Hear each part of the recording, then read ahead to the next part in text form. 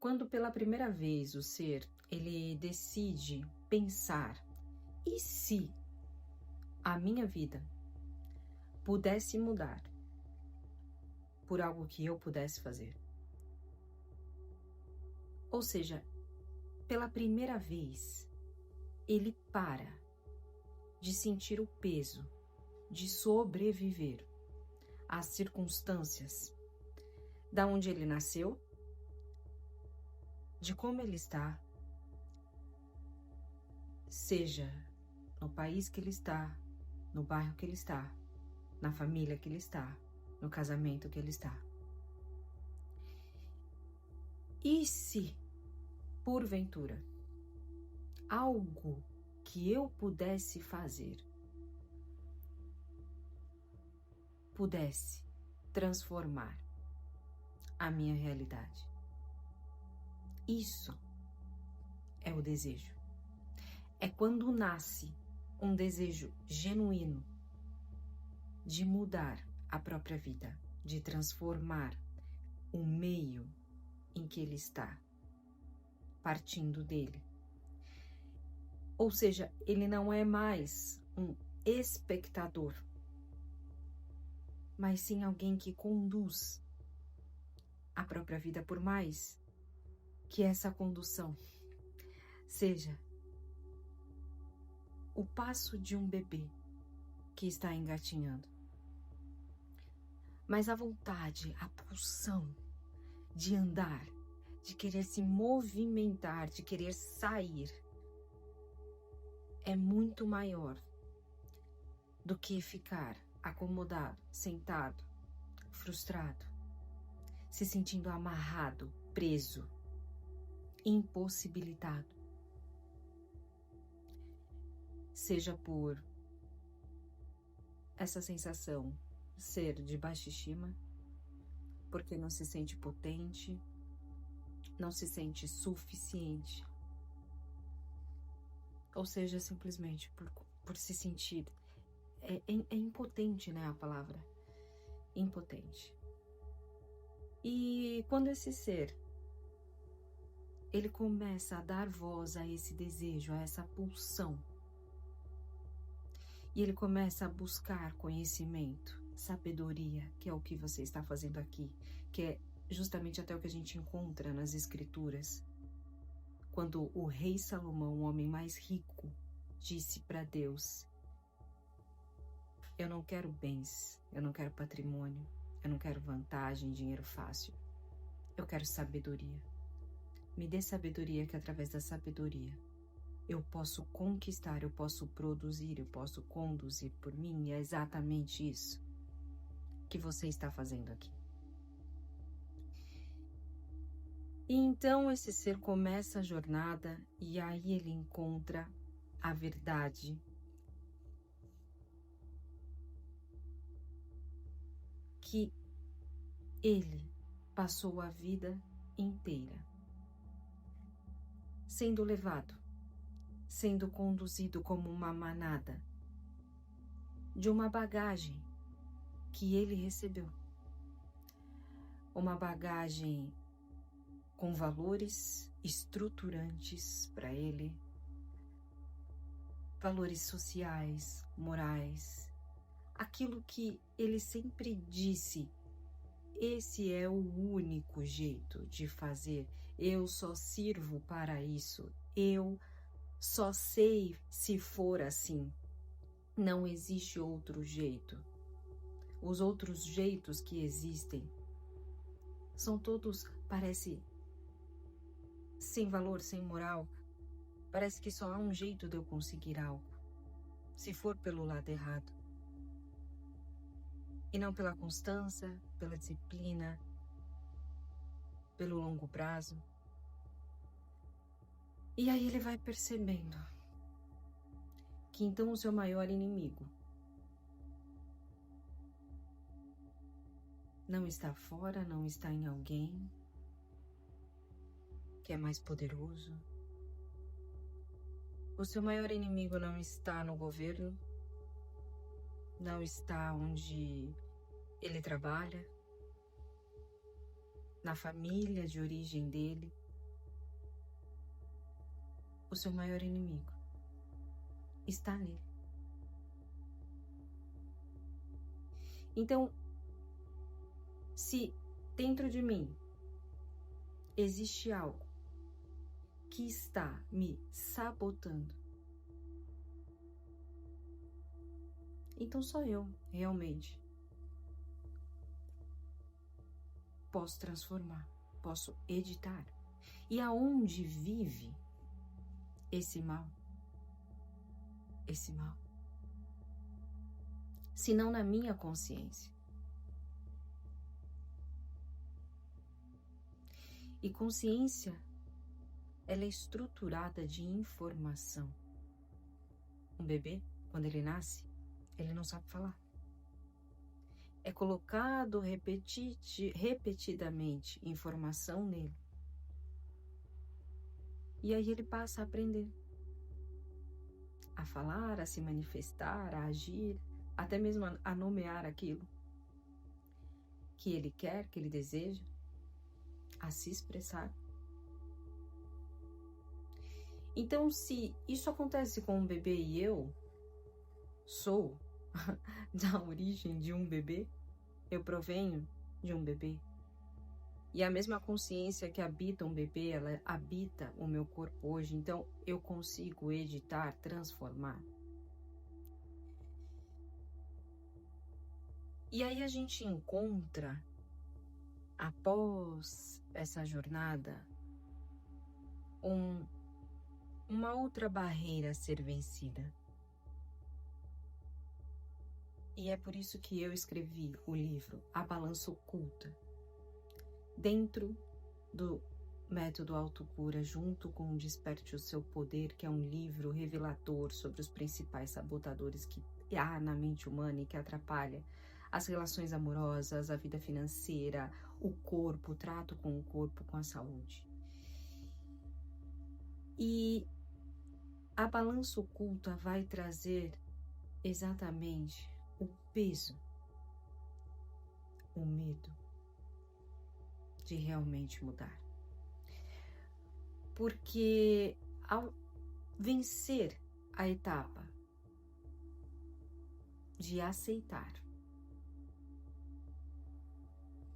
que eu posso conduzir a minha vida de forma diferente, eu me defronto com a perspectiva de que esse meu jeito diferente agora, de querer fazer, de querer mudar, ele é exatamente diferente da bagagem que eu vim. Ele é exatamente, totalmente diferente dos valores que eu fui estruturado, da sabedoria, do modo de agir, do modo de pensar. E o cérebro, ele ama, se assim eu posso dizer, do que é familiar. Ele ama pertencer, porque dá segurança.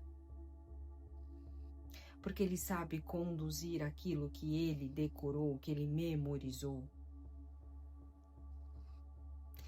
Então, uma vez que eu decido mudar, em primeiro lugar, o cérebro vai confrontar dizendo não. Essa não é a verdade. Não é nada do que eu tenho aqui. O que tem lá fora, o que tem lá fora daquela caverna, não saia daqui. A gente não sabe o que tem. Eu não sei como te conduzir. A chance de você errar é imensa.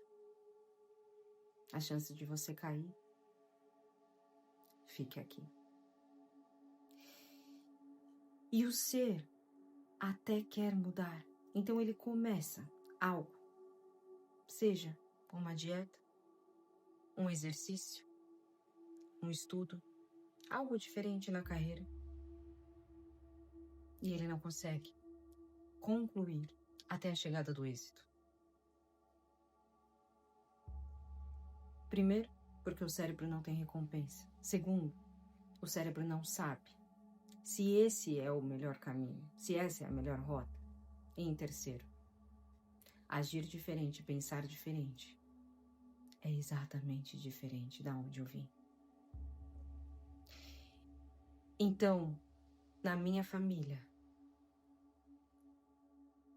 se eu mudar, eu vou despertencer. Se eu mudar, eu vou romper.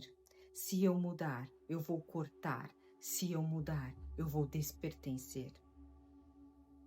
Então, quando eu mudo, não só eu mudo, mas todo o meu sistema, a minha volta muda. É por isso que quando se faz terapia, normalmente se tem muitas mudanças quando se faz por um tempo e chaves vão virando. Não é porque estava ruim, é porque o ser, ele começa a dar sentido, o porquê eu estou, o porquê eu sou isso. Isso me completa, isso faz sentido para mim. Essa é a minha verdade ou é a verdade do outro?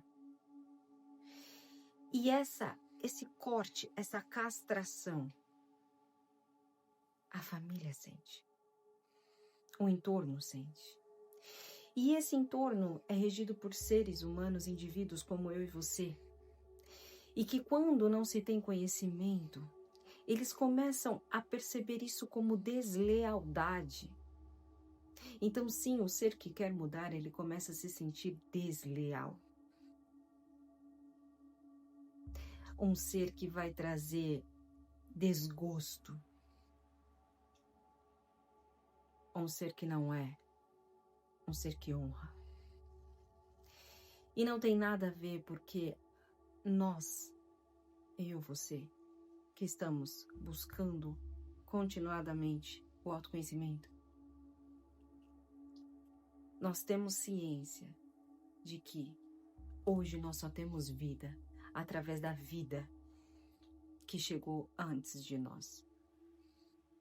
E Deus não joga dados, como dizia Einstein.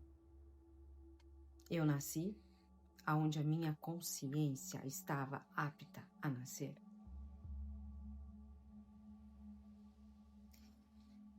E aí esses seres, então, eles podem excluir, eles podem punir com desimportância, desleixo, crítica.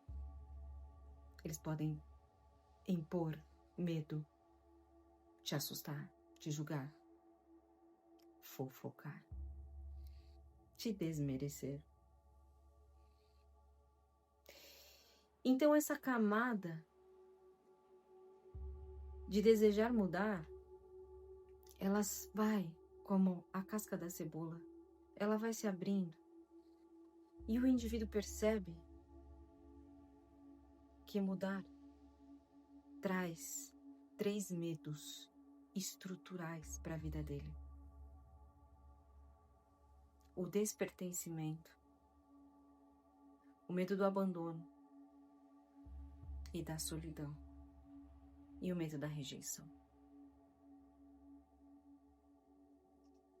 Então, tá. Você tá querendo me dizer, Lívia, que a minha vida parece andar num looping, parece que eu tô naquela expressão da roda dos ratos, porque eu tenho medo de sair da caverna e de ver o que tem lá. Sim. Então, aonde eu estou, eu sinto amor, eu sinto acolhimento, eu sinto conforto, segurança, por mais que esteja uma porcaria, uma bosta. Eu ainda tô sobrevivendo, eu ainda sou acolhido, eu ainda sou amado, eu sou pertencido. Me acham legal, me acham da hora.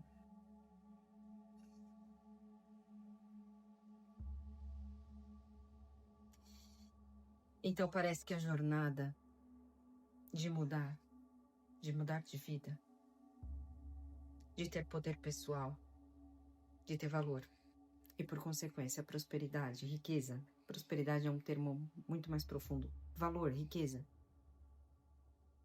de ter um relacionamento que eu possa me comunicar. Simplesmente me comunicar. Ouvir nesse relacionamento e ajustar. Parece ser uma jornada solitária.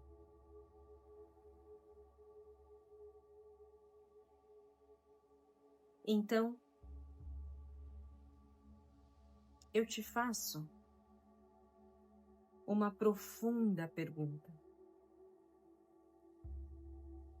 A que ponto o seu desejo de mudar, de crescer, de prosperar, de ter um relacionamento sadio, maduro, que se possa ter liberdade, de conversar sem medos de punição, de abandono, de rejeição, de solidão, é mais importante, é maior do que os ganhos secundários.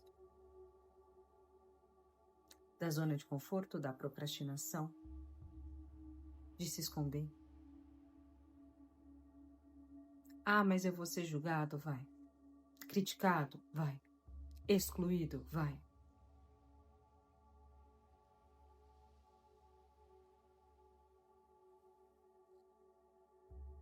E quais são os ganhos que eu vou ter? Todos. Aquilo que vai atender o teu desejo. E no início vai ser angustiante, porque você não vê os frutos do seu posicionamento. Você sente medo, você sente sim um pouco de ansiedade, porque não tem garantias. O seu cérebro não sabe te dar garantias, você nunca viu. Mas você vai se posicionando, você vai se estruturando e você vai vendo que aos poucos as pessoas com qual você se importa, elas vão compreendendo, ou se elas não compreenderem, começa a não te machucar mais, começa a não te afetar mais, porque você passa a compreender que cada ser está em um estágio, você estava nesse estágio antes, você passava a vida se vitimizando, culpando, julgando, apontando o dedo, se criticando, não entendendo que tudo aquilo que saía da sua boca era um espelho psíquico do que precisava se arrumar, que o ambiente onde você estava, que a sua casa era um reflexo do seu interior, daquilo que precisava limpar, que precisava estruturar. E você vai se libertando das amarras, da culpa. Família, eu amo vocês, eu honro vocês. E se vocês quiserem ficar aonde vocês estão, tudo bem. Eu não tenho como salvá-los, porque eu estou numa jornada de salvar a mim. É por mim, é para mim. Não de forma narcísica, mas de forma empata. Se vocês quiserem, eu compartilho. Se vocês quiserem crescer comigo, vai ser uma delícia. Se vocês quiserem estar ao meu lado, vai ser muito bom. Mas eu entendo. Se vocês quiserem ficar. Só que para mim não dá mais. Eu despertei. Eu tô buscando outras verdades e entendendo que em cada verdade há uma meia verdade. Porque o todo se faz de pequenas partes.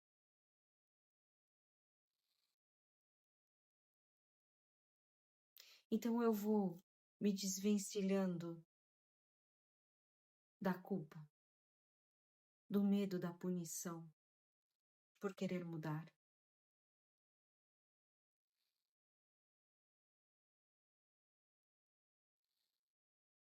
É um caminho